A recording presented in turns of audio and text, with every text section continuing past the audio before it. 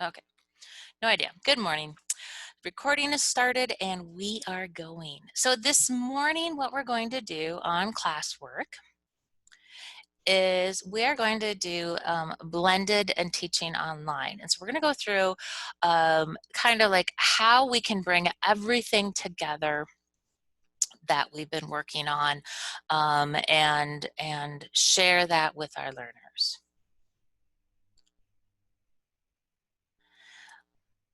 And yes, we will be talking about how you can use Jamboard.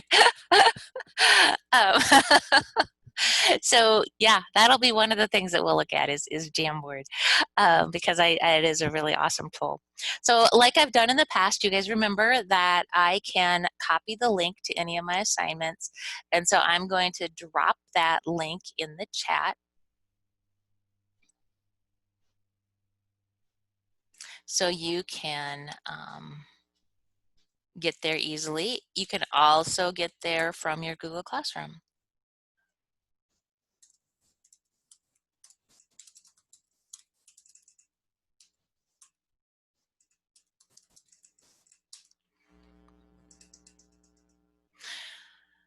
So we're going to click on the assignment, and you guys will click on View Assignment. And when you do that, there's nothing to attach to this assignment. When you're done, you can just click Turn It In. You can add a class comment, though, if you find something interesting, and I hope you do find something interesting. So this will be a great place to add a class comment if you when you find something interesting.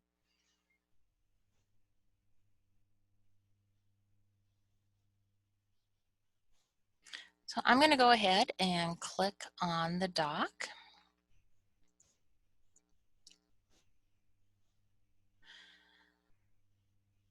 So this essentially runs us through everything that we're going to do this morning. And so we're going to look at your building blocks for online instruction. Dr. Catlin Tucker is one of the, she's an author and a blogger and puts out some really great resources on teaching online, and especially as we've gone to this, it's not like, oh, we're thinking about doing this. It's like, no, this is what we're doing. um, she she's posted some very insightful resources, and so one of her resources is this building blocks for online instruction. And so I'm gonna so when we're looking at this, she has some questions that you need to ask yourself before you get started. And so before you start thinking about, as you start thinking about moving stuff online, there's these four kind of conceptual questions built around the building blocks of instruction and modeling and discussion. How is that going to look? So I'm going to give you a second just to read through these questions and think about how you are going to share instruction with your students. How are you going to engage students with text, and how are you going to collect the formative assessment data? How are you going to have students reflect? So go ahead and read through those questions, and then in the chat, drop out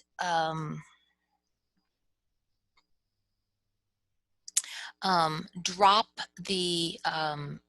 drop any thoughts or ideas that you have in the chat, please.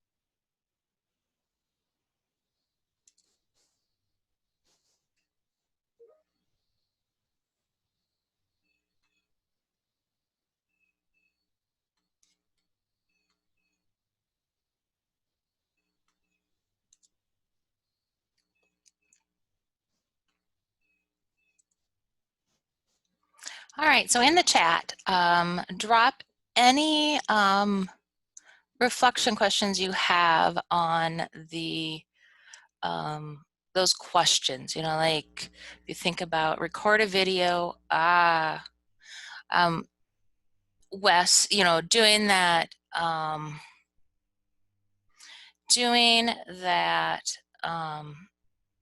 self-pace, and it doesn't, when we talk about self-pace, it doesn't mean that you're looking at teacher.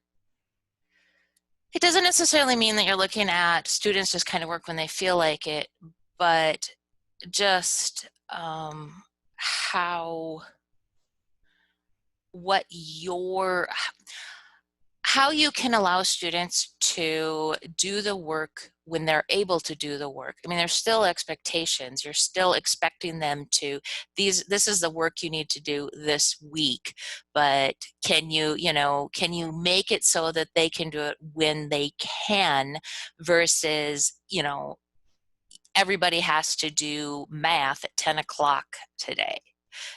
So definitely one of those things that the videos allow you to do that, and they also allow that you're not repeating yourself so much, and you're also able to watch and rewatch. And so totally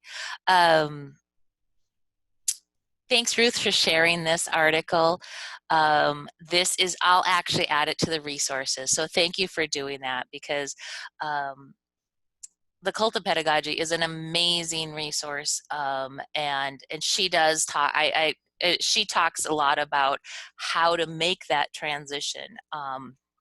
So here we're looking at that. First weeks of school should be devoted to community and digital competency. And so one of the things all levels should be doing is making sure that your students can get into Google Classroom, that they can access the resources. So community and digital competency, one of the things that like you guys did yesterday with that Google Drawings, oh my goodness, I had so much fun going back. And even so, people were adding stuff after class yesterday, and so last night I was looking at things, and I there was a few more, and it was like, oh, these are so awesome. So have your students create, and you'll be surprised at what they can do. And the other cool thing is it really builds that energy, because they're creating. So yes, you're also looking at your communication with parents. And so one of the things, and I think we've talked about the guardian notifications, but we'll definitely look at those. I think they need to be turned on. But all the parent notifications, the how you guys are going to connect. I really encourage you to potentially, I mean, you can you could create a Google Classroom for your teachers, so that announcements and information can be shared easily that way. But also making sure that you've built that community, because that is really important when you're teaching at your kitchen table. It does feel really, you feel very isolated. We use Microsoft Teams kind of as our back channel, and so like yesterday, I think right after our session, I hopped onto a live Teams with our Google Classroom team that we've got going on. And we talked a little bit about, because one of the other staff members was having a challenge sharing how to do something online. And so it was like, oh, so we were able to do a real quick Teams, and a couple other my colleagues popped on. And so we called it a PDF party, and it was really fun. I mean, and so it was like super short. It was like 15 minutes, but we were able to share some ideas and share some how we can, solve this problem. So coming up with a back channel and your team is, I would really recommend that. Instructional design. This is also really important as we're going. I've encouraged you guys to be co-teachers in each other's classrooms, multiple teachers at a grade level. I would really encourage you to potentially, I've talked about that sandbox class. I would encourage you to do a sandbox for your grade level, and then create your lessons there, because you can potentially reduce the work. You can say, okay, I'm going to create the lessons for math, and my colleague is going to create the lessons for ELA, and I'm going to use her ELA lessons in my class, and she's going to use my math lessons in her class. And so you're not going to have to, you don't have to come up with all of the content areas. And so that collaborative aspect can be really huge. Um,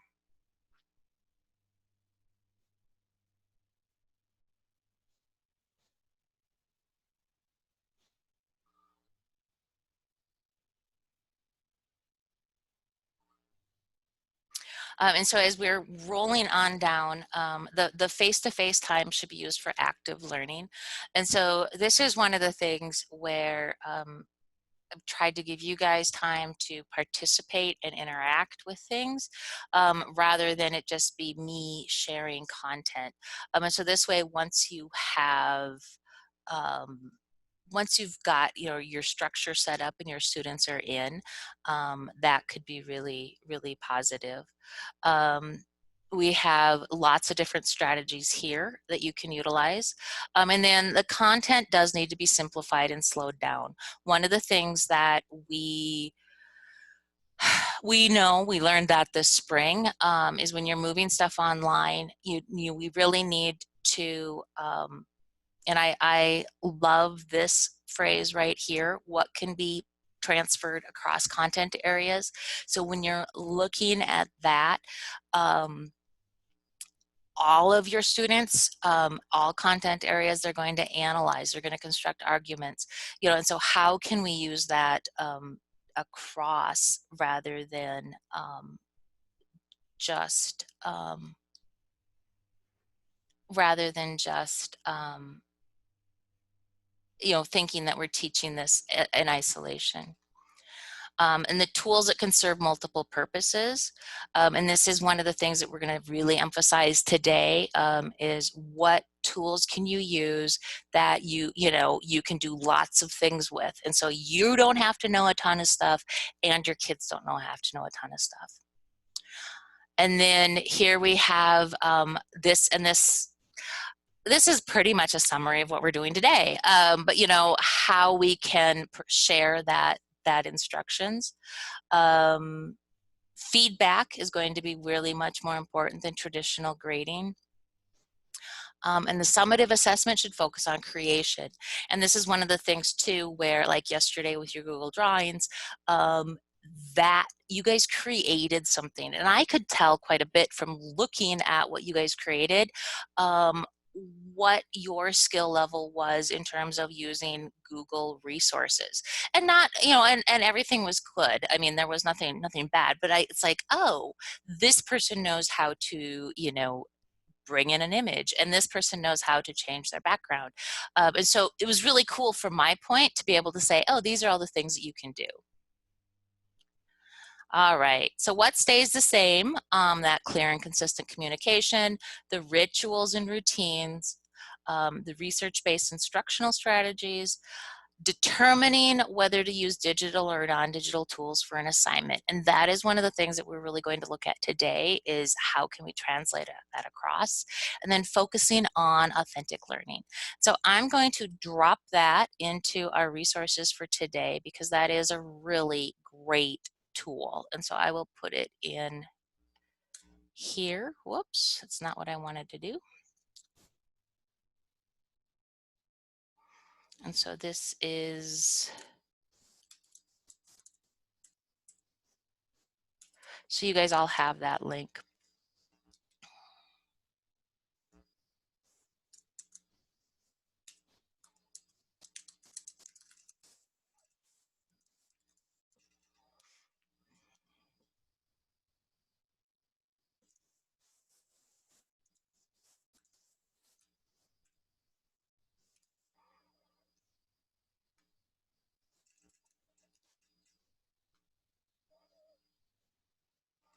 Other awesome tools is the spelling on here. I love that. Okay, so in your chat, oh my goodness, some really, really good chat is coming up. So more self-paced. Denise, I love that. If you record the video, you would accommodate the student needs.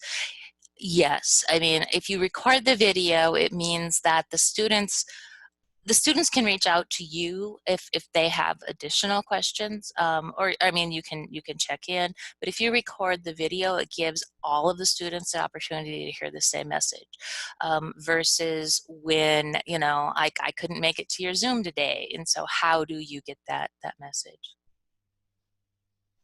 Yes, Kelsey, I love that idea. Excuse me, creating the day's work for your little kids, a slide with the reading, a slide for practice, a slide for the math. Yes, using a slideshow for everything for a day is really, really great. That's a really good idea. Cheryl says, are you able to require that students have their audio turned on? How can I be sure that they are engaged? This is a challenge, and we'll look at a couple of the resources that you can use for the audio. I mean, like right now, I have you all muted mainly just because if I have this many people in a session and I have you unmuted, it's kind of chaotic. And so good Zoom behavior is that you're muted. This is going to be, more of that. I also like the videos. I don't really care if you have your videos on or not. I mean, I don't know. I mean, you guys could all be surfing your phone for all I care, because I don't see you.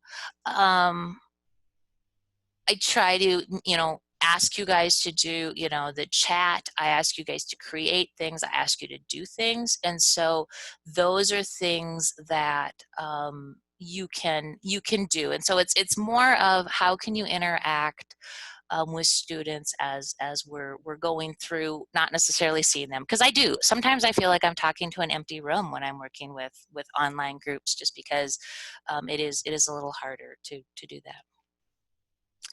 Okay. You can ask specific students questions to check if they're listening.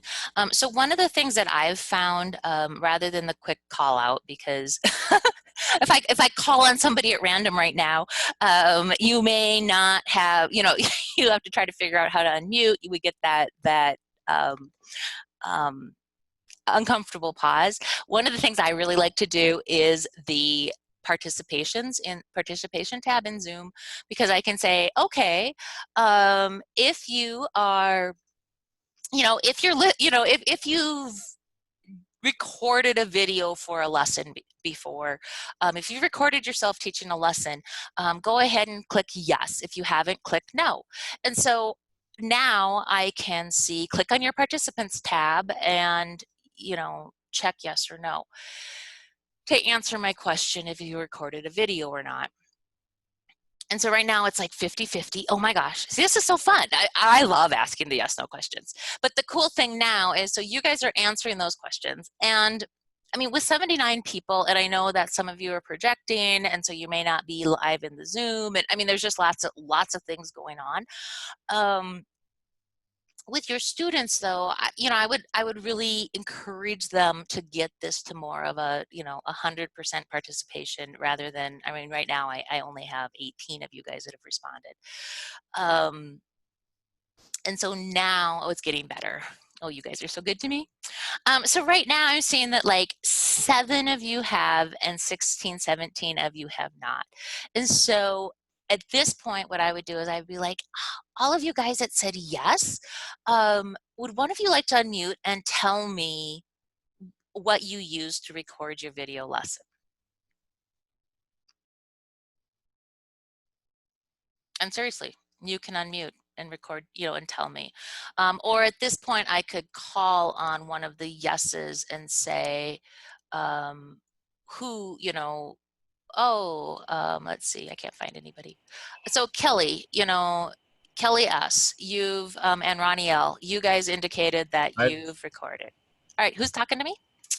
Oh, I've Larry. used a combination of a video recorder. I've also used the computer itself and just recorded straight from the screen. Depends on if I wanted to get a little bit wider view or more of a close-up personal view. Nice. Thank you. See? So now, I mean, so that is one way, and as your students know that you're going to be doing this often, um, that will give you, I mean, they'll get good at it. And you will also, I mean, so that can be a way that you can do that interaction. Um, This is Susan. I use Flipgrid and I make the videos to tell the kids what I want and give them the modeling, and then the kids make their own videos to answer the questions. yes, and Flipgrid is one of the tools we're going to look at today because it is such an easy way to do that.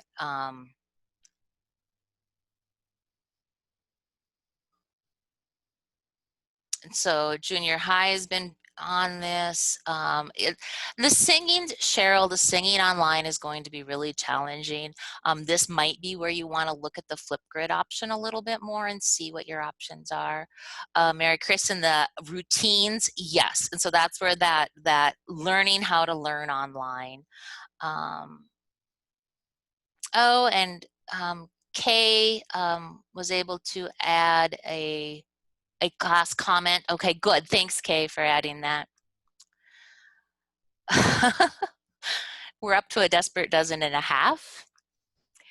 Yes, the recorded video allows students to record to respond. The Allen checks. I'm so glad. I'm so glad that you noted that patience and trust.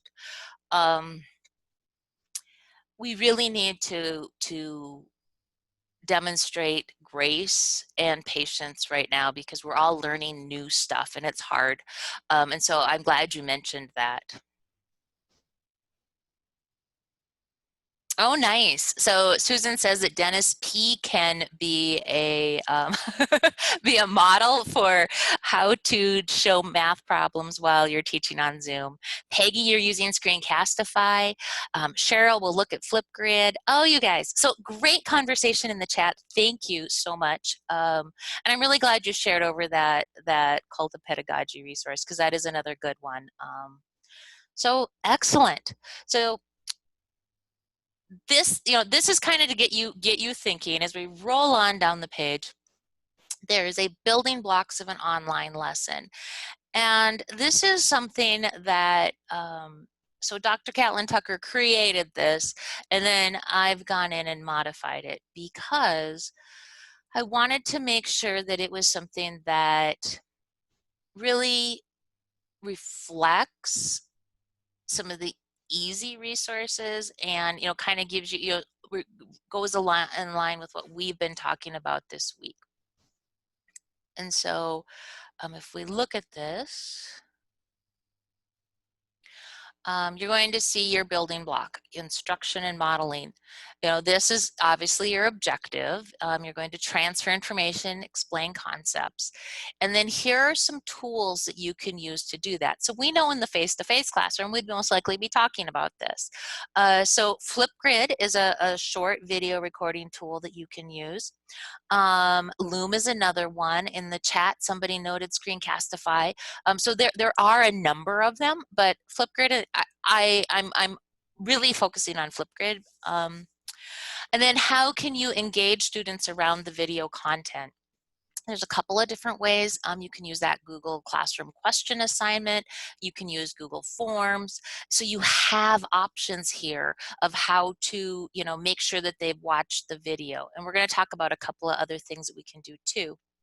When we're looking at how to have that discussion. We have our Google Meets, we have Zooms, we have asynchronous discussions, we have our classroom stream, we have the class comment on an assignment, you have the Google Classroom question assignment. And so you can create text discussions really easily in Google Classroom. We also have the Flipgrid, which allows for asynchronous video. How can we do research and exploration and, you know, collaborate? So you have, I mean, obviously they suggest Google search, but you can use a discussion board. So that could be our Google Classroom stream or our assignment chat again, a shared online document. So when you guys created those slides that very first day where you edited that slide, that could have been, we crowdsourced something. You have Jamboard that we've been using. That's another way. And then also Flipgrid. How can we do shared tasks? Google Slides, Google Drawings. You can really foster that collaboration. When we look at how to do the practice and review, I gave you Google Forms, and then I dropped in a number of others that we've used. You know, like a lot of teachers use already. You can do these in an online environment. Kahoot has a self-paced option, so you can share it out so that they can do it on their own. So there's lots of different ideas. And so, while Google Forms is where I'm focusing, I gave you some additional ideas.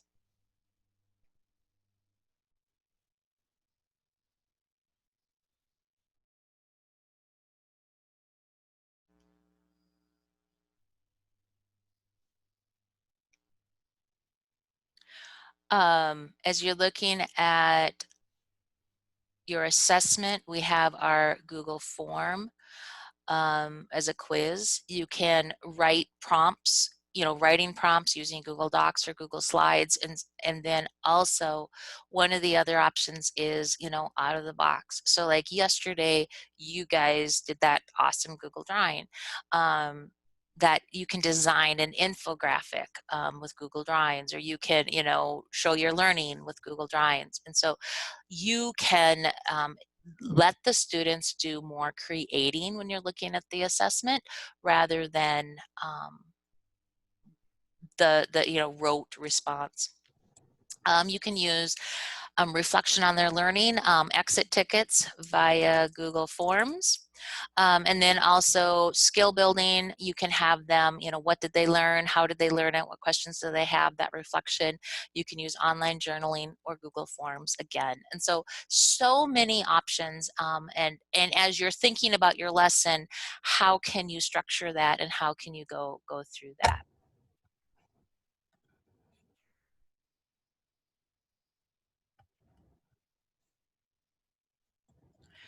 Okay. So now, and I mean, I feel like this has been like the whole month of August. Wait, this is overwhelming. Yeah. So you're going to notice that when I talked about all of this stuff, we came back to the Google Suite for virtually everything. And so use one tool for many things. And so I love that it was Kelsey that noted for the little kids, you know, using those Google Slides and saying, okay, here's your math, you know, here's your math assignment, here's your math place to do the work. You know, just using a Google slide for everything. I love that idea. So your little kids can learn how to use Google Slides, be really proficient on them, and you can do a lot of things. Flipgrid, that's another one. You can record yourself and share out videos so that you can record up to 10 minutes. You can also get that voice response back from your kids. This is something that, so I'm watching you guys in the chat, and I'm listening to you guys throughout the week. You guys are a pretty collaborative group, and so the elementary peeps.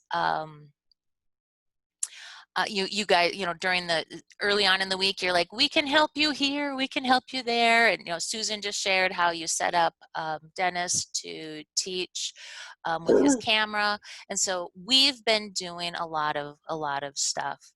Um, I see Kelly and Ronnie have their hand raised. Do you have a question or? I was just going to comment when you were asking about the videos, if we had recorded videos.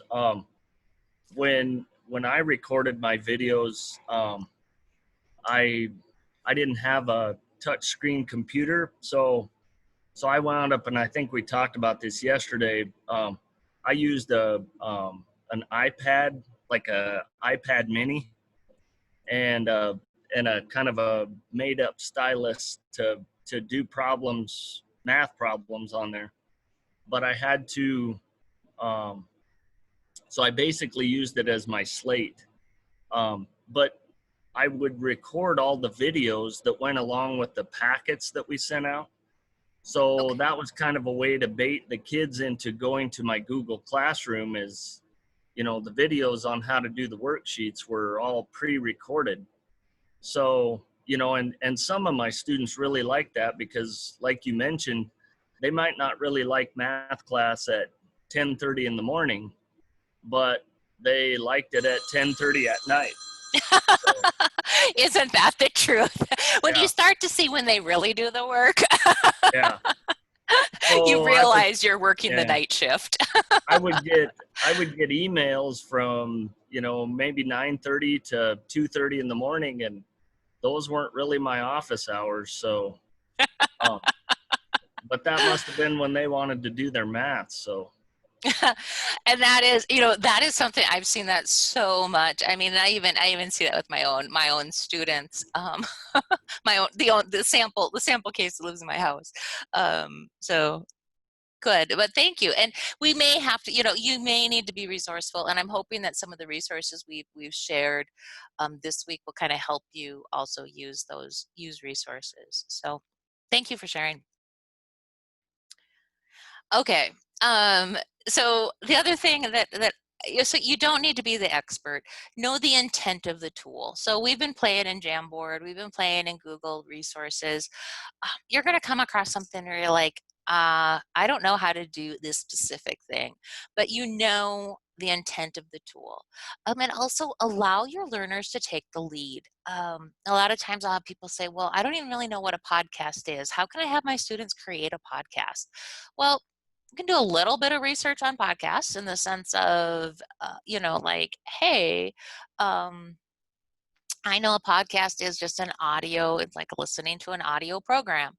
Um, there's so many podcasting tools. If your students want to create podcasts, have them take some of the lead on that.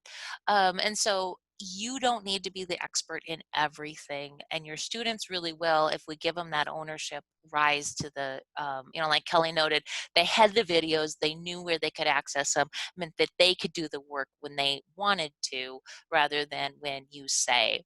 And then this is for videos especially, but just in life. When we're teaching online, it doesn't have to be perfect. Try stuff. I really loved yesterday and the Google Drawings because you guys tried things. You did stuff. It was super cool. And I'm pretty sure that if I were to send you back to make another Google Drawing today, you would try different things. And so try stuff. Ask your learners, does this work for you? What do you need? Really, truly ask your learners because they'll tell you, and then you, and especially if you're like, hey guys, I'm testing this out on you. Let me know if you have any questions or what doesn't work, or, you know, and I think, was it one of the early days, you guys, I didn't share something with you guys. And you guys let me know. You know, so have that relationship, and then emphasize this to your learners and hold this. You might want to write it on your mirror. We are all learning. I'm still learning stuff with Google Classroom. I'm still learning stuff with Google Suite. You know, it's just like, it's a constant. You know, it's like, I didn't know you could do that. And so, you know, sometimes I think I'm probably the last person to know, but then I share it with somebody and they're like, no, I didn't know that either. And so we're all still learning.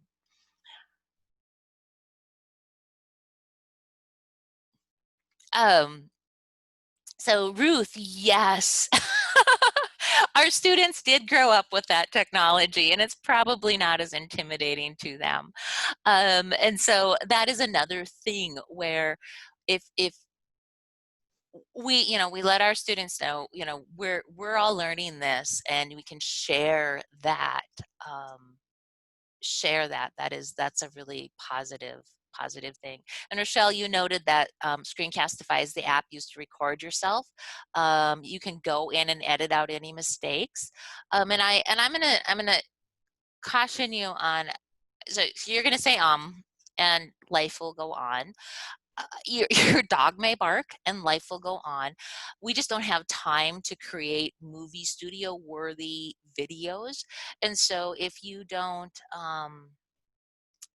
see, I say now that I've talked about but if you don't have a perfect video, let it go. You know, if you do have the, you know, oh my gosh, you know, you totally forgot what you're teaching, and, you know, then definitely go in and edit that out. but but don't feel like you need to go in and edit. But yes, Rochelle, you can edit out, you know, big mistakes. You're not spending as much time live, which is huge. That does, you know, save on you, and it also saves on your students, because Zoom time is exhausting. I know we've done a lot more, you know, a 2-hour block. This if I came to see you guys, this would have been a whole day in the gym. You guys would have spent the whole day in the gym rather than doing a 2-hour block here and a 2-hour block there. And I'm I'm seeing you guys are doing so many more things. You know, it's like in a 6-hour day, oh my gosh. You know, I would have given you a ton of info. I would have given you time to work. You wouldn't have had time to practice it necessarily. And then I would have been gone, and you would have been like, wait a minute. And so this way you have the resources, you can go in and watch the videos again, you can practice, you've created stuff, and we've been using it all week. And so I'm loving that. So yes. And you also have you know, the people, um, you can go in and when students have the videos, they're able to rewatch them, whereas if it's all live, they don't have that. So totally, those are some of the things as we're moving forward. So let's talk about video and what the video contributes to the conversation. And so when we talk about video, you're looking at that connection to the teacher. And so this is one of the things where I really don't like to make videos, and I really don't like to have my face on video, but I've started making a lot more videos because I get a lot of questions on how do I do XYZ for some of the classes that I teach. And so I've made a short video that shows you how to do XYZ, and I can just like, oh, here's a short video for that. And so it saves me a little time. It gives me that connection to the teacher. It also gives people that opportunity to rewatch.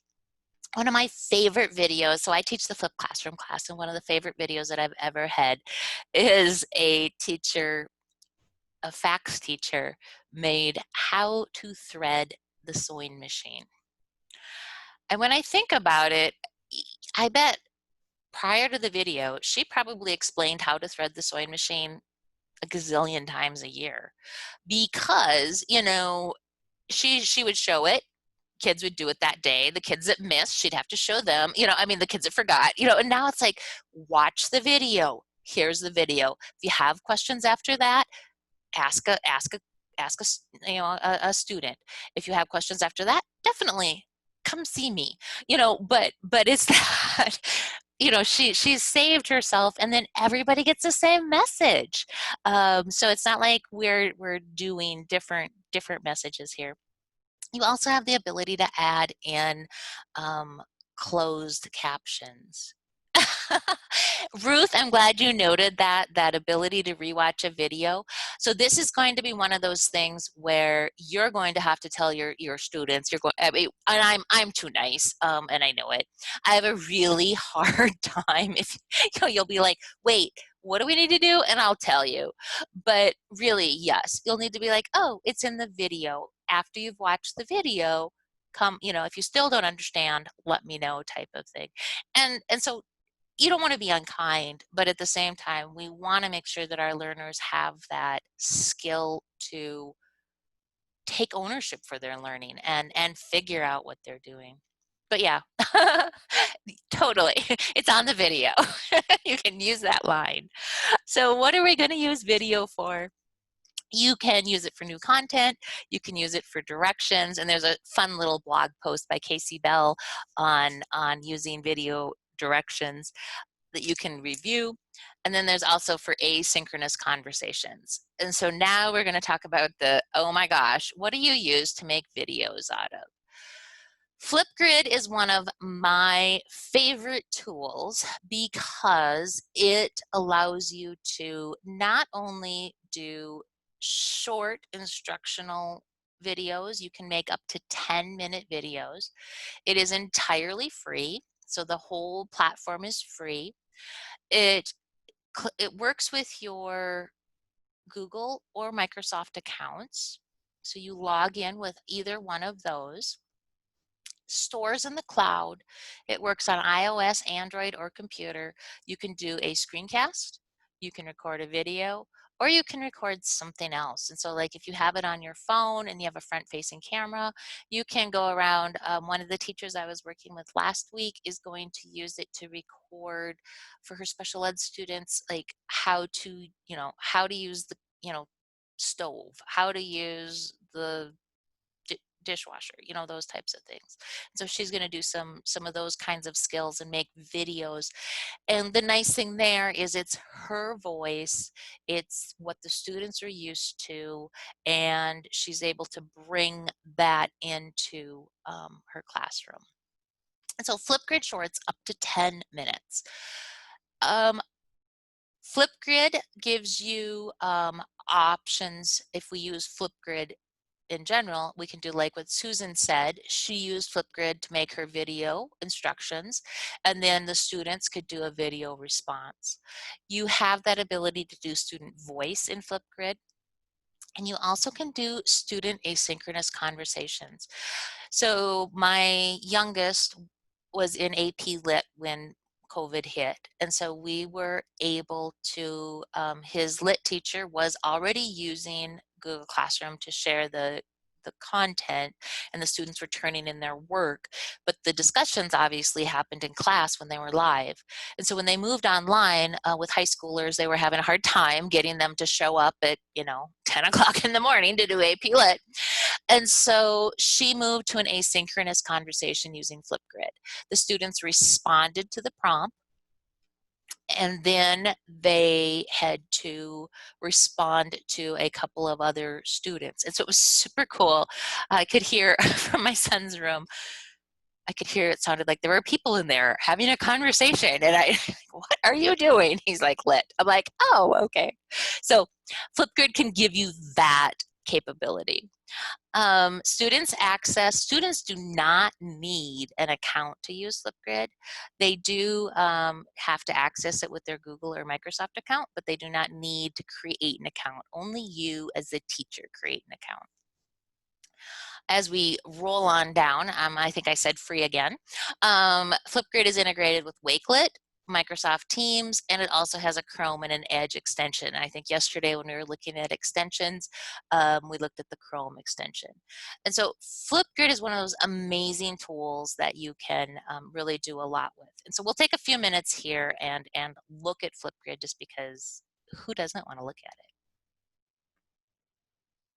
So here we are with Flipgrid. And so when you click on it, you're going to see enter a join code. So yes, students can use Flipgrid without the teacher, Robin. However, there's not a live component of it, and so it's not like you and I like your students could get on like a Zoom meeting and have a conversation on Zoom. It would solely be the student and the video, and so a student can make a video. There is the capability for you to review the videos before they're posted, and so you can do that too.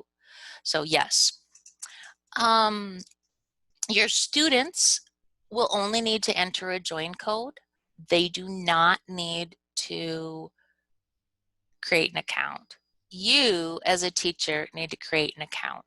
And so if you click on educator sign up, and I'll give you a couple seconds to do this in a minute, and you'll notice here that students and participants do not need accounts, simply enter your join code, but we're an educator, and so we're gonna sign up with Google because you're using your OHEDICA account.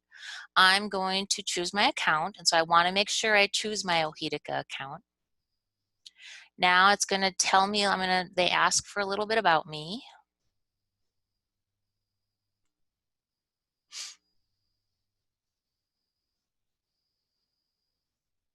So you go through and you fill all that out.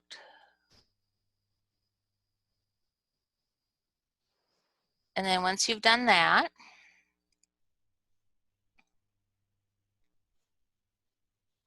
you can click the big blue button that says, let's go. All right. So once you've created your account, it gives you a welcome. It's like, create a topic and share the join code. And you're like, wait a minute, is it that easy? So it is that easy. I'm going to give you guys a few minutes right now to go ahead and create your Flipgrid accounts. And so if you have your Flipgrid accounts already, great, go in and start exploring a little bit. If you don't have a Flipgrid account, let's go in and create them. And so I'm going to share the link for Flipgrid in your, oops, it's not what I wanted to do. I'm going to share the link for Flipgrid in the chat.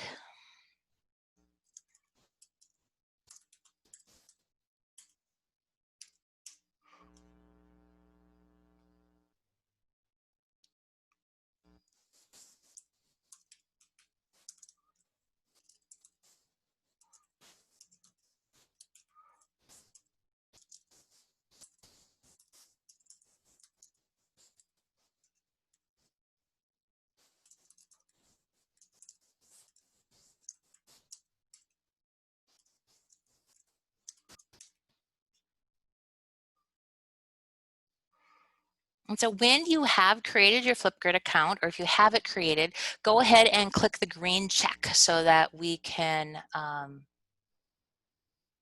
know that you're done with that.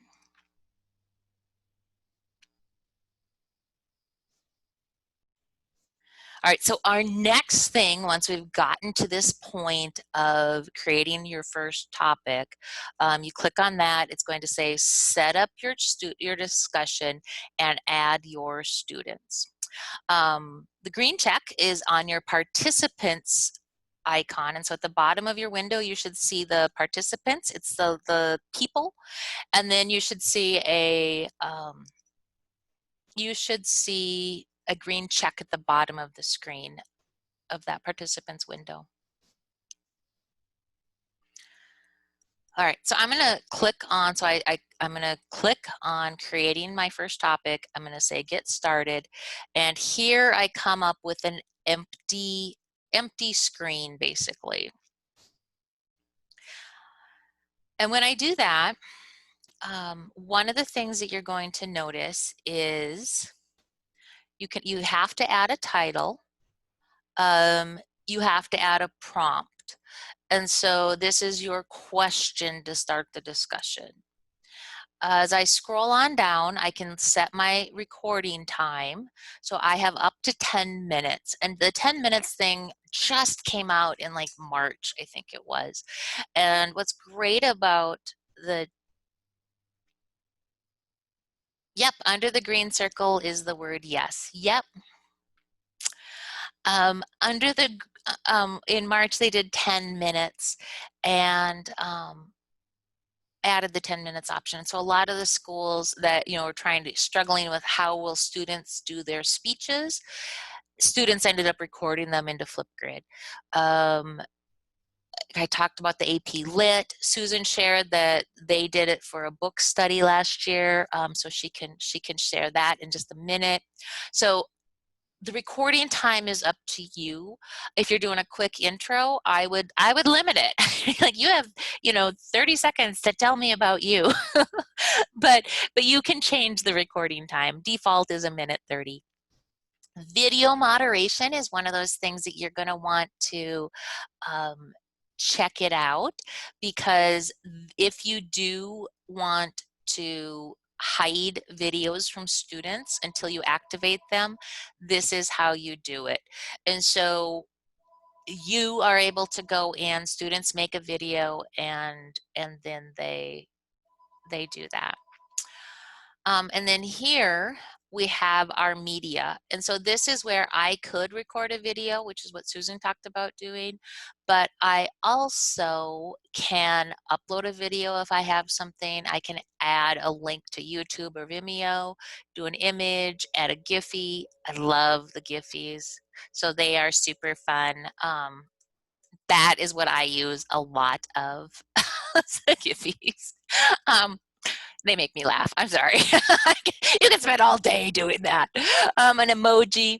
You can add links from Microsoft or Google. You can do a Kahoot. You can do a Wakelet. I mean, so you can add so many different things here. So lots of options. And then as we scroll on down, that access control. Because you guys signed up with your OHEDICA accounts, you're going to see that that if your students log in using their OHEDICA account, they'll have direct access. This is one of those things that so if they're in Google Classroom, this is going to be super easy for them, because they'll be able to use this. They'll be logged in with their OHEDICA account, and then they'll be able to use this. Yep, with the video modification on, you see the video as the teacher before other students see them. And so you have that control. And so you can kind of moderate that. So now, and then I'm going to click on this more options here. I can add attachments. And so if I want to have students, you know, like here's the Google Doc with the instructions, here's a website I want you to look at, all of that can be added as links. You can add up to 9 external links.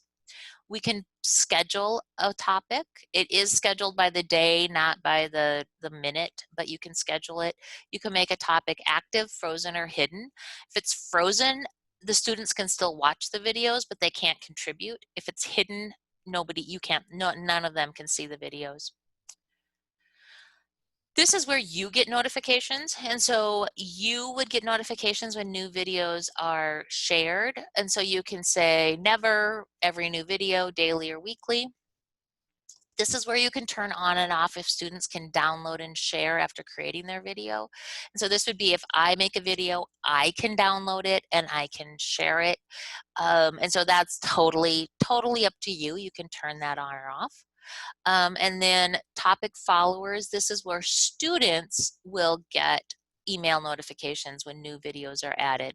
And so if you are doing, and especially if you're doing a discussion, this could be a good way to allow students to get notifications that a discussion has happened. Video features. Your students can add filters, stickers, etc., to their videos and selfies or videos or none. I'm going to say the filters, stickers, etc. are super fun. Everybody likes them. They're fun. You can turn on or off video editing, and so that allows our students to edit their videos, so you have that same capability when you're making a video in Flipgrid. You could allow students to include an attachment, and so they could say, here's my video, and then here's the picture of the math work that I'm explaining in the video. You can allow students to like videos. You can allow students to reply via video to another student. You can display view count, and then you can also allow students to add sticky notes while they're recording. Then we get down to our feedback. You can provide basic feedback, or we can go in and add a rubric, create a feedback rubric that will be applied to your levels. If you've made modifications to these settings, you can save these as your default settings, and so you don't have to come back. So if you always want video modification on, you can, click that. It'll be your default, and so now as you do that, it'll be a lot easier. So I'm not going to create this topic here. I'm going to go in and do visit the discovery to explore shared topics, because I'm all about let's not create the wheel. So at the top of your screen, you should see the discovery window. If we click on the discovery window, you're going to see so many cool things. At the very top are some of the favorites, and so these are some of the featured ones. Now as we go down, you see topics of the day. So here we have the topic of the day. I can view more. We have our wonder of the day.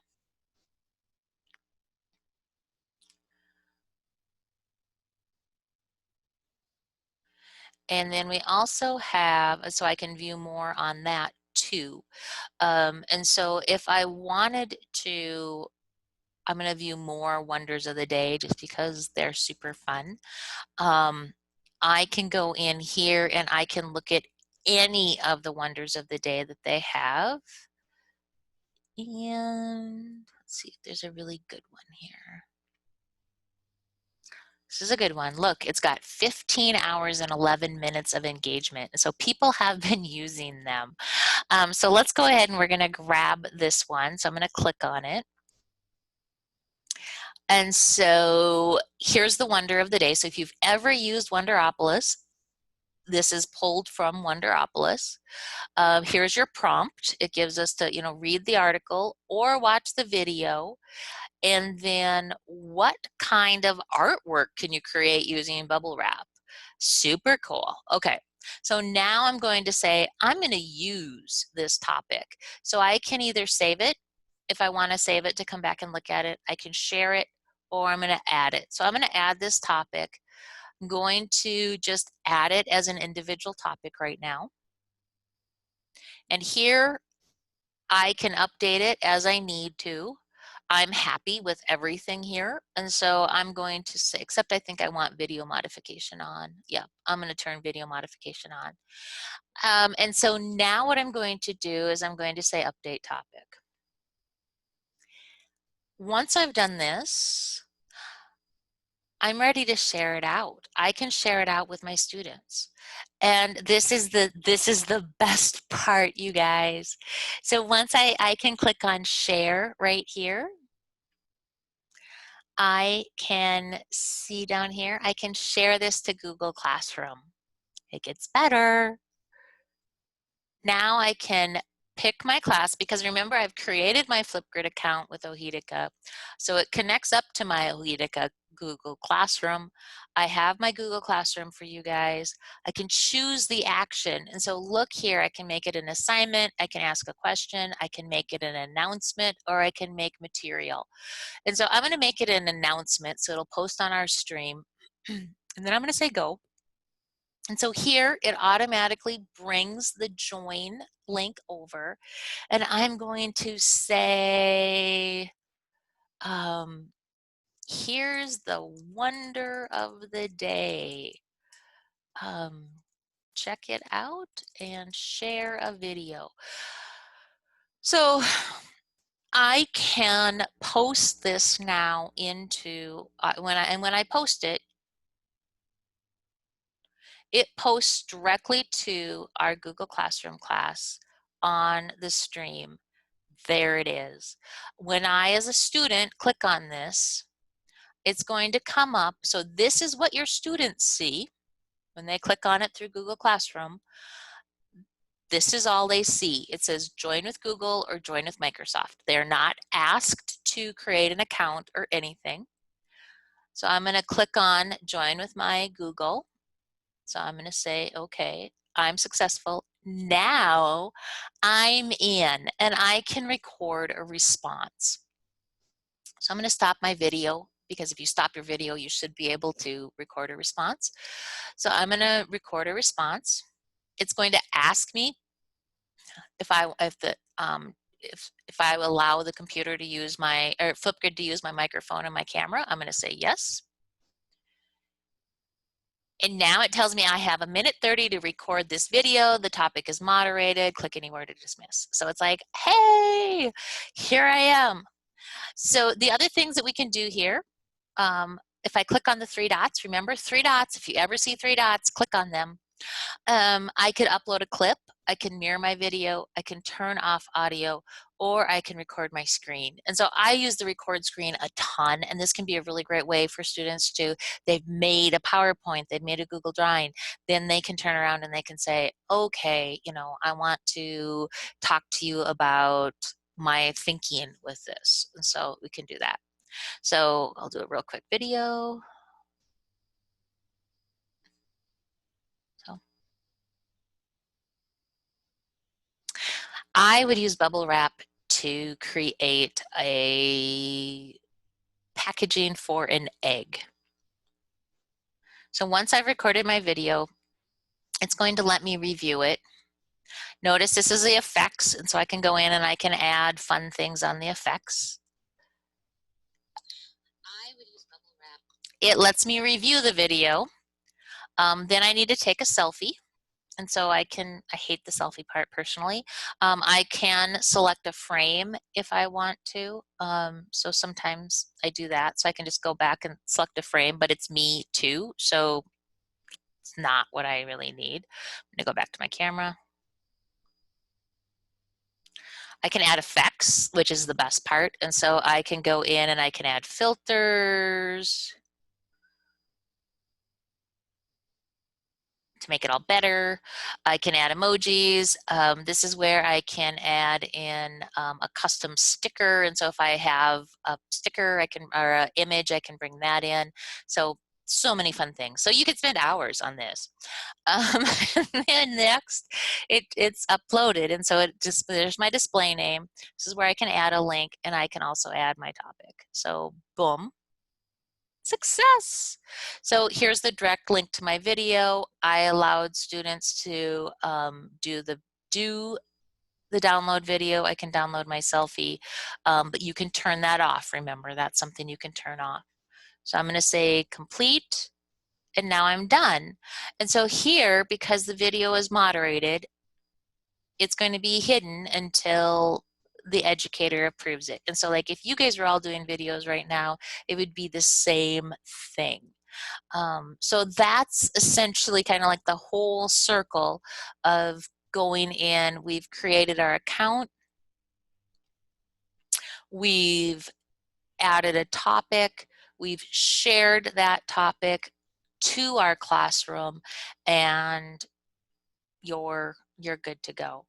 So this is, and now when I look at my topics, when I'm back at my teacher, you're going to see that I have one response. It is hidden,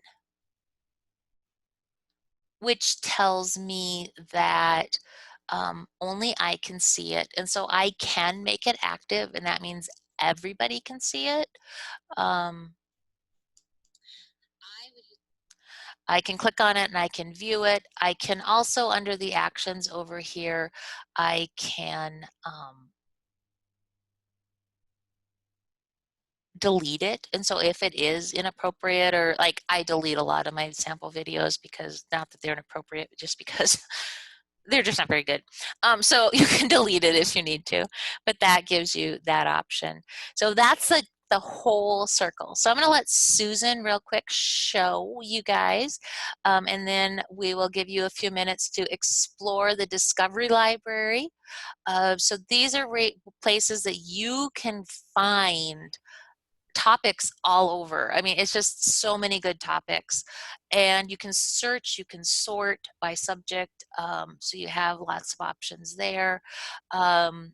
And then go ahead and add or create a topic. And you can, if you want, to share it with each other, just to kind of play around. And I encourage you to do that. I encourage you to drop, drop it in our assignment, the discussion for the chat. Are we to see? Yes, you can see the example. If you go to your stream, so go to your stream for Google Classroom, you're going to see the wonder of the day. And so this is the example that I shared with you. So it's on the stream of your classroom, and I will hopefully share that with you in the chat. Ruth, yes, Flipgrid is so cool. So here's the stream post with the sample Flipgrid. Yes, you can make one this afternoon. Oh, I like that. So there's the example one that I just did. So I'm going to, and to get to Flipgrid in the first place, you're going to make sure, to log in as your educator. You're going to want to go here.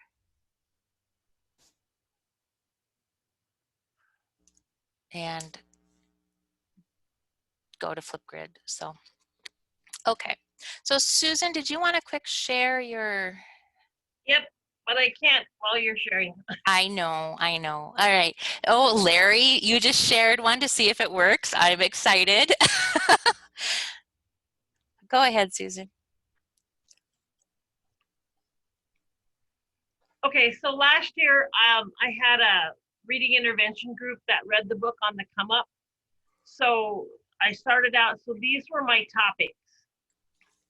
And I divided it, into chapters. And so basically, I'll pick on that one. I had questions.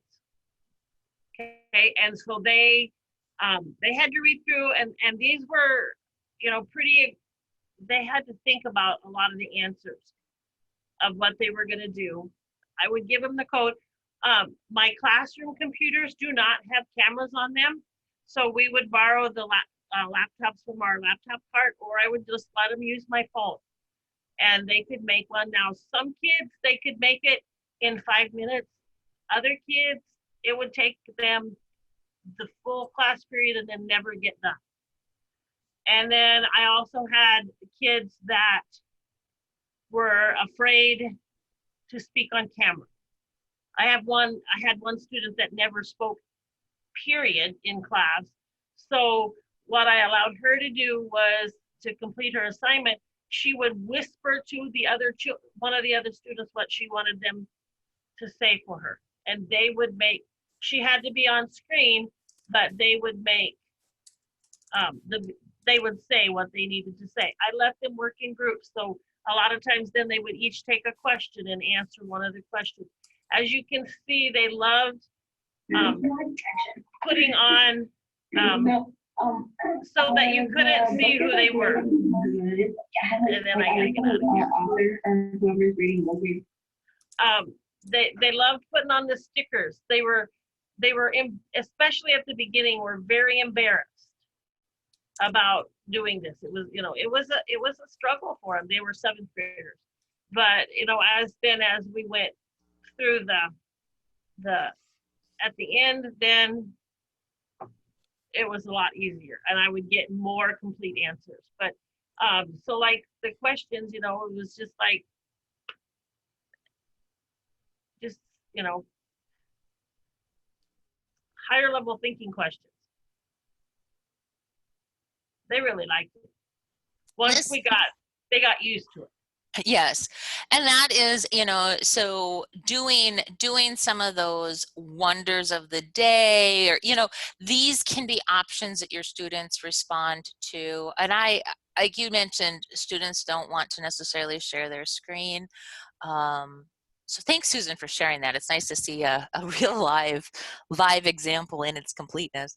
But students don't necessarily want to share their screen or share their face, and so it does help now that they can record their screen if they want to, so they don't have to necessarily show their face. But I've also had students that turn their computer to the wall, you know, I mean, so that they're recording their voice but not their face. And I understand that. I mean, I do. I don't love video. I always look dorky. So anyways, as I turn my video back on. Okay. Um, so when we're back, so I'm sharing my screen again. When you are back, so to find, when we're in the Flipgrid Educator, you've got your discussion, and then we have our discovery. And then if I click on activity, that's going to show me kind of what's happened. And so this is where you as a educator can see all the engagement and everything that's going on. And it's kind of fun. They build that excitement there. Excuse me. And so you can go in and see your achievements and recent activity, etc.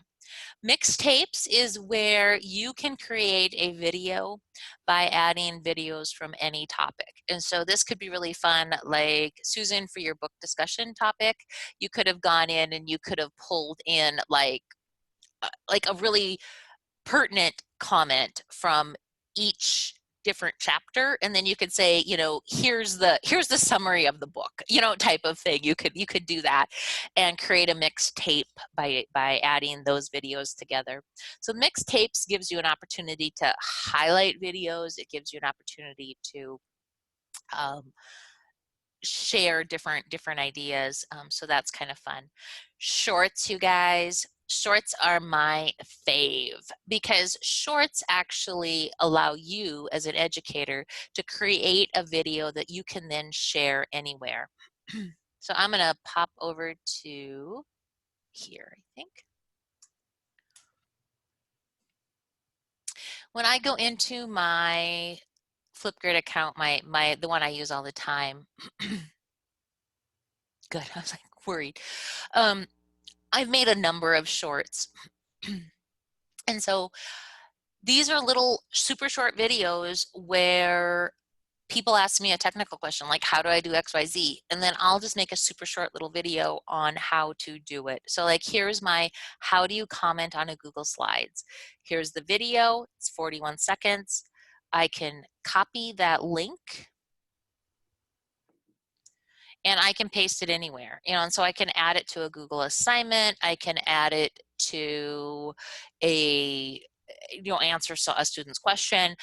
So having this ability to make a short video really quickly is super awesome.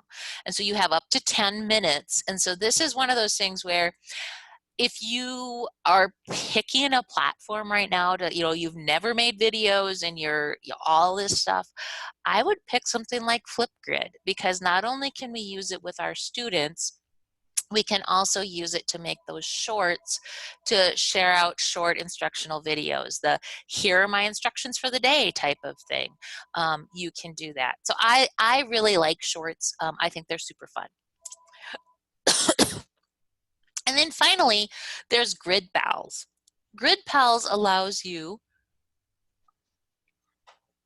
to connect with educators all over the world. And so we can connect by grade level, we can connect by subject. You do have to you can turn your profile on so that it's active, and that just allows educators to connect with you. It doesn't mean that they'll be able to see, you know, you're not a collaborator or any, I mean, you're not sharing your account with them. You're just going to be able to see this. And so like here I clicked and he teaches high school ESL.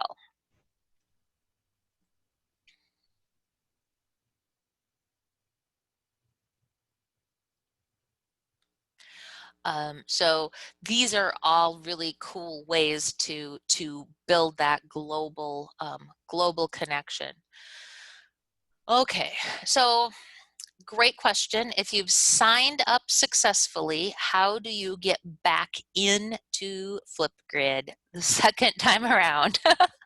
Oh, good. That's a really good question. So what we're going to do is I'll just click on another browser window. That's what I'll do. So I'm going to go to Flipgrid. So if you go to flipgrid.com, you've signed up successfully. So the first time, you know, you saw this educator sign up. Well, we've already done that. So I'm going to click on educator login. And if it doesn't recognize me, it's going to ask me what account that I need. And so I would want to make sure I'm logged in on my Ohitica account. It'll ask me if I want to, it'll ask me my Google or my Microsoft. This one recognized me right off the bat, and so I didn't have to. But that's how you get back in, is you click on educator login. So if you're not logged in, your students will never, if they go to flipgrid.com, they will only have to enter a join code. And so if they enter the join code, let me find the join code for our discussion that we made. Whoops, sorry. So like this discussion, how can I find the join code? I can click on share. The join code is just this little addition at the end. So I can grab the numbers and letters, go back over here, enter the join code, boom. But then you're going to notice, so I am not on my Ohitica account right now. I'm on another account, and it's going to pop in and it's going to ask me what I want to join with, and I'm going to say my Thai account. It's going to say it's not allowed to join. That's because we set up I set up that Flipgrid to only be able to be joined with my Ohitica account. And so that is something your students will see if they, you know, if they're logged in, you know, on a device that doesn't, if they try, you know, it automatically logs them in with their personal Google or something.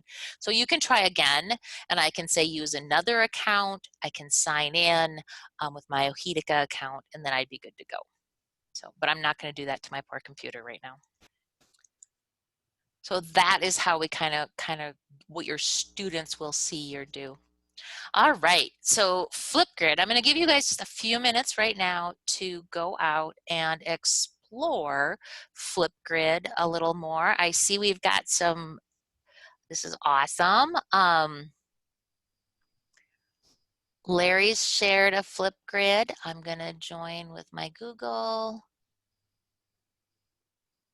I'm logged in. Oh, nice. This is awesome. So I could record a response to Larry's video that he shared. This is awesome. Thank you, Larry. Does anybody else have one they want to share? Oh, Kelly, I see one down here. Ooh, how do I get to school?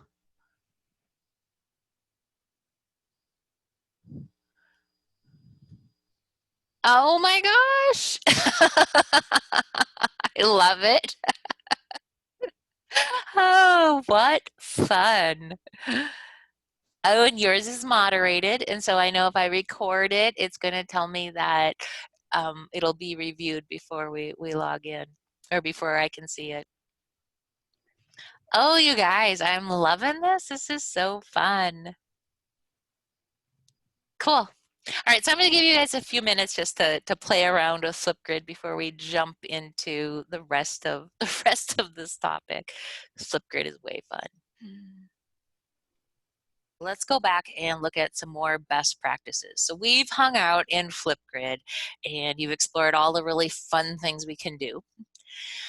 So a couple of the other tools, you've got Screencastify, which I believe is the one somebody mentioned that they use Screencastify earlier. And so Screencastify is another one that you can add as a screen, as a tab. You can also you can capture your screen, your tab, or your webcam. They have a Chrome extension. There is a free or paid version of it, and so you can do quite a bit with the free version. And so totally.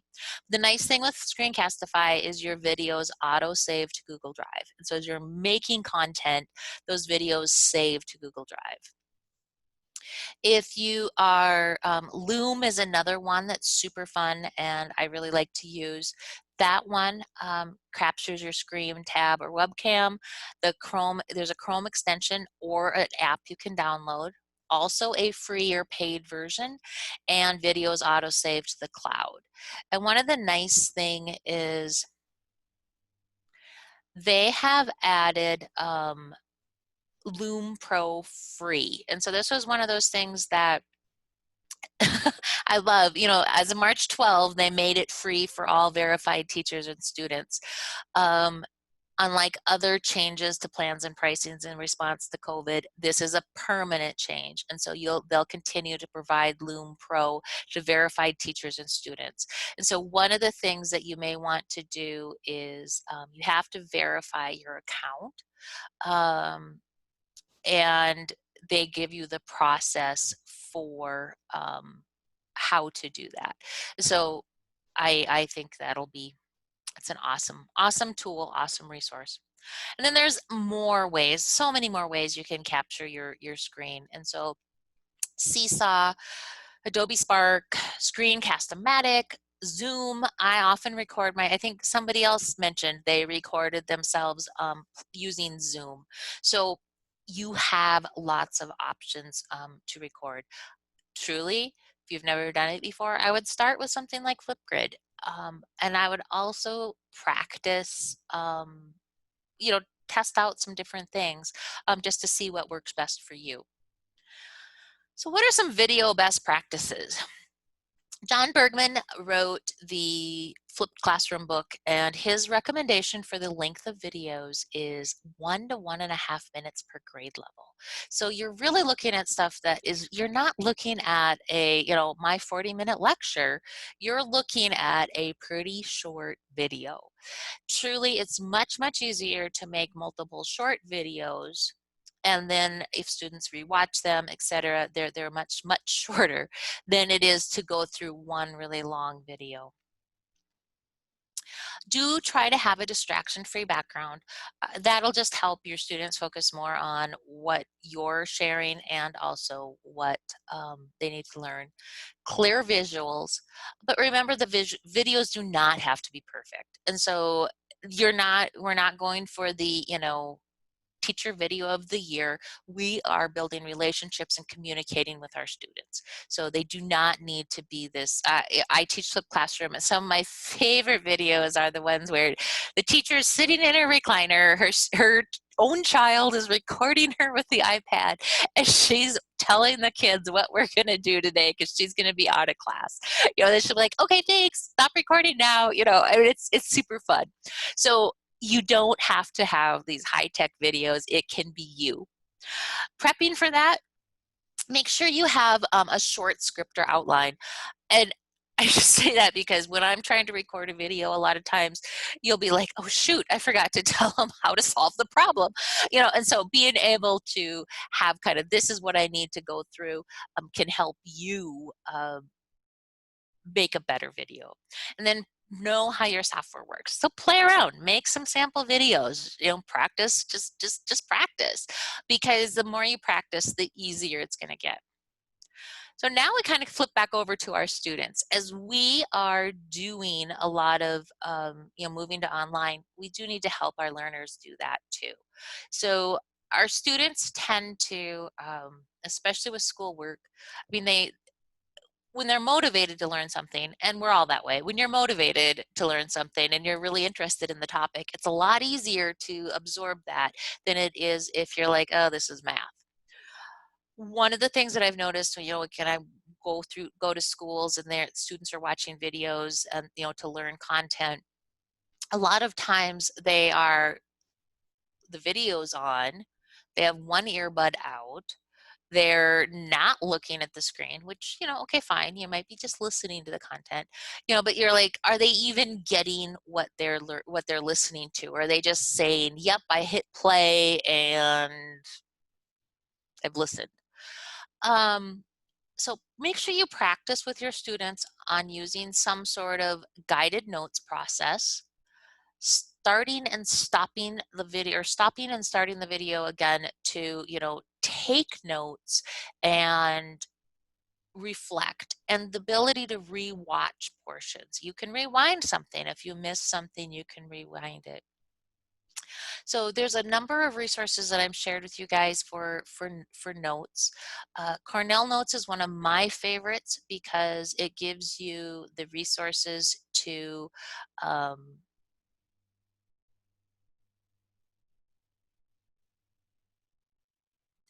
give your students a structure.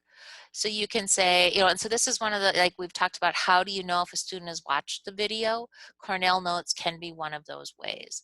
And so as I'm scrolling on down here, you can see that I can say, okay, here's my Q column. These are going to be the notes that you know, these are going to be the main topics, my note-taking column where I'm taking the notes, and then finally the summary. And this is done after class. So this can be something that I've seen a lot of teachers actually use as, this is what the students either take a picture of and submit after, you know, after they've watched the video, or they actually turn in their notes to kind of show that they've watched the video. So that can be one of the ways that you document if they've watched the video. Sketchnotes is another really awesome tool, and so I've given you guys a number of resources. I can't do sketch notes while I'm listening to somebody talk live. I have to take notes, but I am able to do sketch notes afterwards as kind of a reflection of, you know, what I've learned and organizing my thinking. And so sketch notes, a lot of kids will really thrive with sketch notes. I know Joan used sketch notes with her learners last year for something they did sketch notes, and it was really cool. So I've seen them in all levels. And then finally, we did Google Drawings yesterday, and I shared this with you. Ditch Textbooks provided a ton of Google Drawings templates, which probably isn't going to load right now because I want it to. So we're just going to stop it. But you have graphic organizers, including a Cornell Notes template. So how are we going to know if our students have watched? So we talked about this when we were doing quizzes, I think. You can embed a video into a Google form. You can also use the questions feature in classwork. And so you have options here to how can you have the students, you know, how can you tell if they've watched a video? I also gave you a couple of other options, and remember, I'm really encouraging you guys to learn Google. If you are super googly, then go ahead and explore other options, but do not feel like you need to go other places. I really encourage you just to stay within Google and use Flipgrid. All right, so also teaching online, we've got the resources for collaboration. So that's a huge part of teaching online is we lose that, you know, in-class collaboration aspect. So Jamboard, we think it's so much fun. And you have a curated list of Jamboard ideas here that you can drop in and check out, and so many good things here. We also talk a lot about Google Slides. And so when you're looking at Google Slides, this can be where you create, where you discuss, brainstorm, you can do hyperdocs. And then I've also given you guys some examples of things that I've used And then finally, and this is another outside thing. So if you are already rocking the Google and everything, Padlet's a great way to do the brainstorming, but I would really stick with Jamboard and Google Slides to get started. So now we look at our collaborations considerations. And so these are questions. Will it be asynchronous or synchronous? Will a small group live online meeting be more effective than a whole group?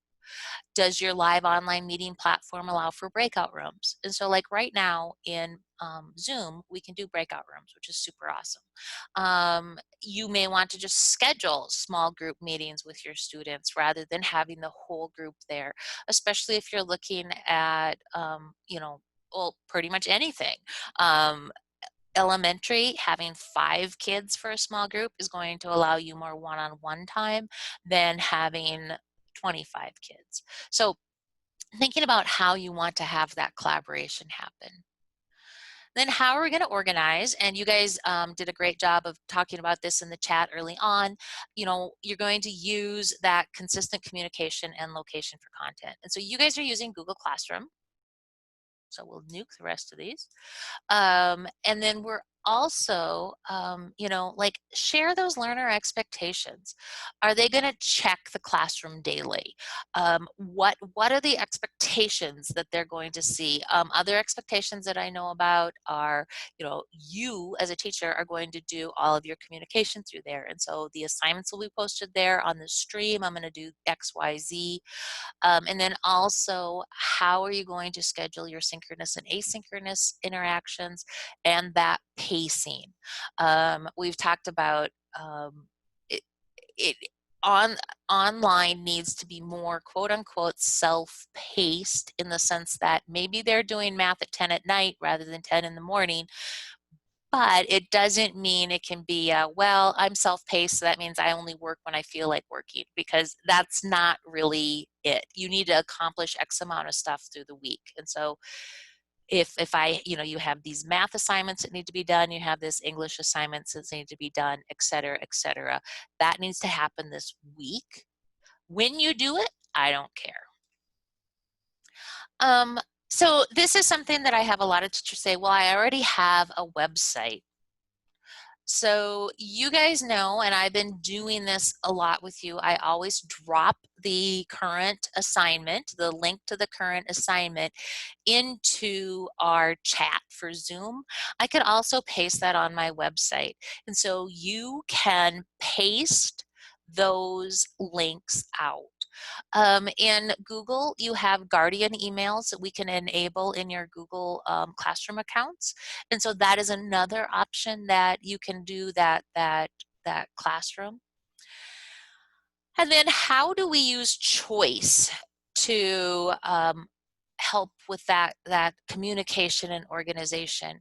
And so the seesaw example, while it is a seesaw example, it really is just a Google slide. And so this I'm sharing with you because it's a weekly checklist. So for your little kids, this could really be an easy way to share this out and say, this is what we're doing this week. Here is your weekly checklist. And so you can say, this is the week.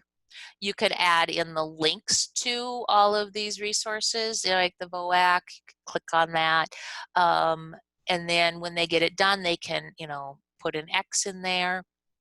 And then when they're all done, you can say turn it in. And so at the end of the week, they need to turn it in, or when they complete their work, they need to turn it in. So that is one kind of sample.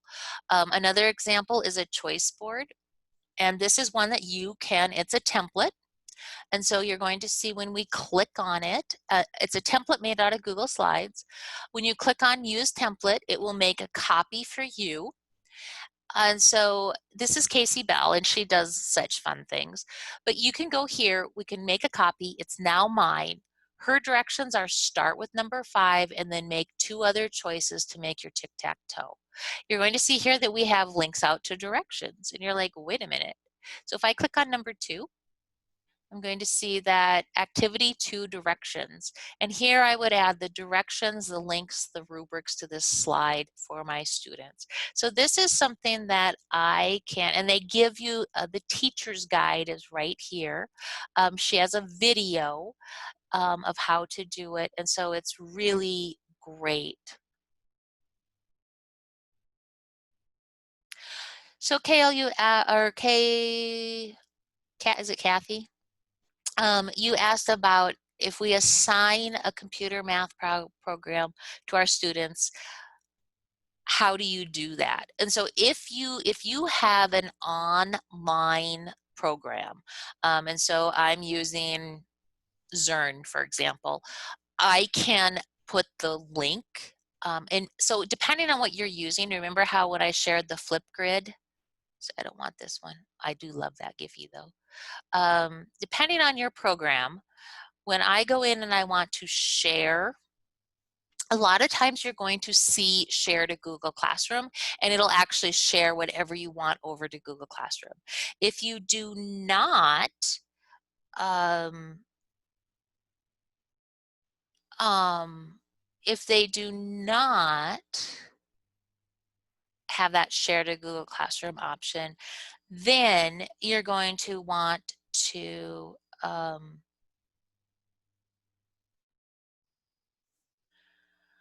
oh, I can't even think. Then you're going to want to copy and paste a link and post it in. If your students have a separate login, that is going to be one of those things you're going to want to paste. I would paste it in my class material, and have it as something at the top of your page always. And you might want to have a file that says logins and how to access our textbooks, or that type of thing. So that's how you can share that content across. So if you were using a choice board for that, you could say, okay, here's your math for the week. So you could actually make this, even if you didn't want it to be a choice board, you could turn it into your assignments for the week, because each thing has its own slide that you can use. So I love this. You can use this too. You don't have to worry about it. Here is a sample from Holly Clark on HyperDocs, and she does a really great job of what is a HyperDoc, and it's a interactive document, and so it's not just a collection of links. It is now a collection of it's a lesson. It's the entire lesson. When we scroll on down and look, this, a text set, so am I finding a text set? No. But a text set is going to be, student information. If I keep on scrolling down and look at what is a HyperDoc, here we are doing kind of the setup. So here you have Wonder, Play, Review. This is where the wonder may be, I'm watching a video, I can do it together, I can do it asynchronously. We're doing the play. This is before you explain, and so this might be a game, this might be a interactive, allows for that student figuring it out component. And then the review, this is where you could teach it live if you wanted, and so you could also have a video if you wanted. You could watch a video together. You can, but this is where you could have the teach it live. Here is your practice. And so you can, she's given choice here of a word problem to solve. As I keep on going down the page, I'm going to solve the problem using one of the 3 tools. And so I'm giving students choice in how they show their thinking. I give where to turn in the response, and then I can review other students' responses. Hyperdocs.co is the actual HyperDoc Academy, and that's where HyperDocs originated from. And one of the nice things about HyperDocs.co is we can go in and look at templates or samples. And so here's the samples link. I'll drop that in the chat.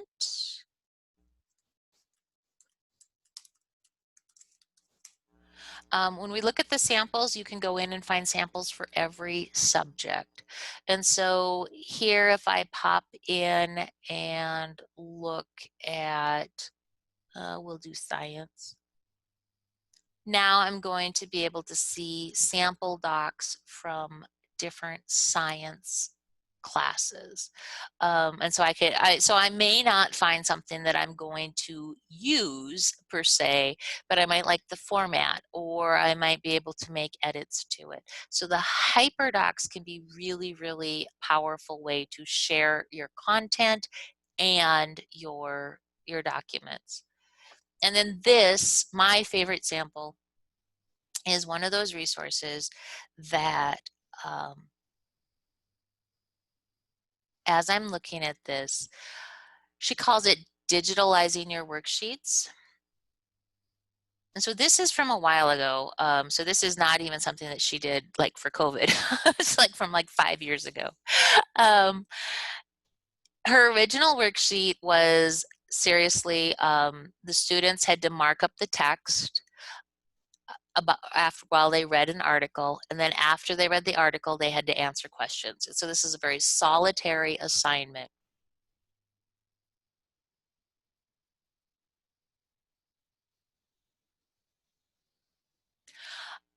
Afterwards, she's turned it into a interactive, collaborative document. And so we're going to go through this. So what she did is she decided she would jigsaw. So this is now a small group activity. There's 4 members to this group. They all answer this initial question: what kinds of peoples are heroes? Then as we scroll on down, she found 5 articles on the same topic, created a chart, and said each person in your group will choose one of the articles below and then fill out the chart located under the article links list. Remember to write in complete sentences and put your name on the column. So now when I go down and look, here we have, so across the top of the page here is our student names. She's just blacked them out for privacy. The first row, or the first column, is our questions. So each student read a different article and they answered all these questions. Then they reflected on that. And so they had an opportunity to do a small group discussion. Then they answered another question based on that jigsaw. Who do you think is the most heroic? And so now you're looking at something that is very interactive and very collaborative versus a worksheet that before was something that was very individual. What I like about this example too is because, you know, this is all something that really you could set some deadlines on this, and you could say, you know, everybody needs to be done, you know, to this point by a certain time so that the last question can be answered. So you have some options there. So this is my favorite example just because it really shows her thinking as she looks at a worksheet, something that she's used in her classroom for a long time, and how she turned it into something that was way more interactive and collaborative than what she had been doing previously. So that's an example. Tons more examples here in the Wakelet. And so you can actually go in and check that out. And so knowing that your choices is going to enable that student ownership, it's going to help with pacing, and it's also going to help with engagement because you're allowing students those opportunities to make decisions in terms of when they want to do the work, what their topics are, how they're going to show their learning. And so it's going to make it more engaging for them and for you.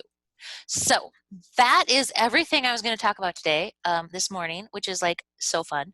I have one question here in the chat about how to do, how to share your Flipgrid topic again. So I will do that. And any other questions as we wrap up this morning's session?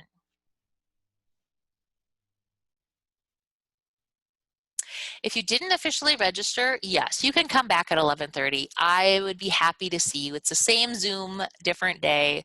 So definitely come back and come again, because it really will, you'll be amazed because you're so much more comfortable. I can tell you guys are so much more comfortable with this. Oh, Ruth, thank you. High school help session will be after office hours this afternoon. I appreciate you guys taking that on. I'm going to click on, so I'm sharing my topic for Flipgrid into my Google Classroom. So I clicked on the share. I'm sharing to my Google Classroom. At this point, I have to pick, first of all, my class. So I'm going to pick my Eagle Butte. And then I'm going to choose my action. And so here I have a number of different actions. I can create an assignment that will put it in my classwork and it'll have a due date. I can ask a question that would put it in my classwork. It will also have a due date, or it can have a due date. I can make an announcement that's going to put it on my stream, and that's what I did with our sample. Was I shared it to my class, the one your students in. I shared it as an announcement. And then I could also make material. And if it's material, it doesn't have a due date. It just shows up as material in your classwork. So I'm going to go back and pick. So if I say create an assignment, and then I say go, now it's going to open up an assignment window for my Google Classroom. I can put my sample Flipgrid.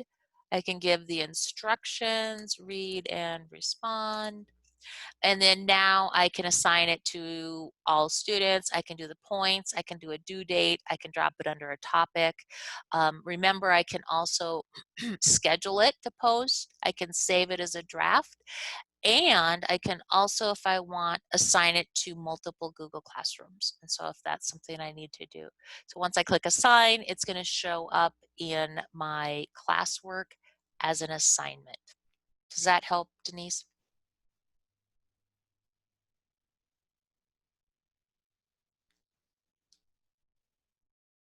All right, any other questions before we wrap it up for the morning? So everything we did this morning was under 009, that blended and teaching online.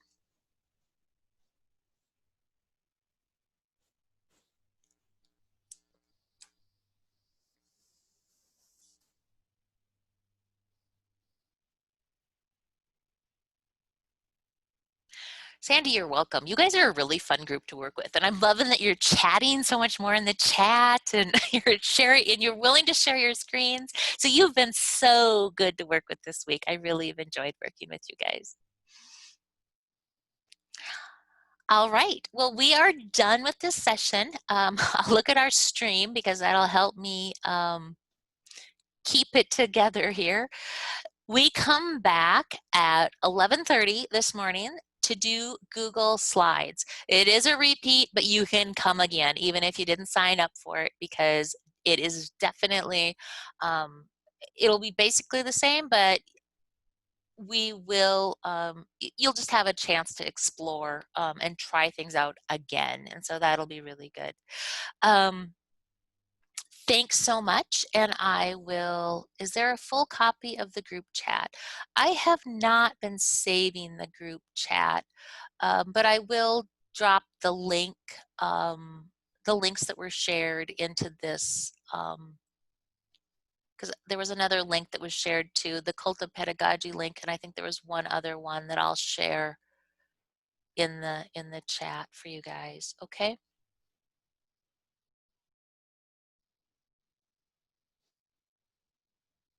You can say, oh, thanks, Tiffany. Yes, you can save the chat. If you click on the three dots next to the two, you can save the chat. So you can have the chat for yourself.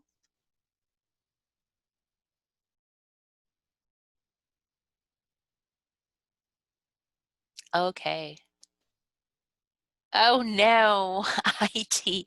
So unfortunately, Douglas, if you got dropped out and rejoined, you only have the chat from when you came back.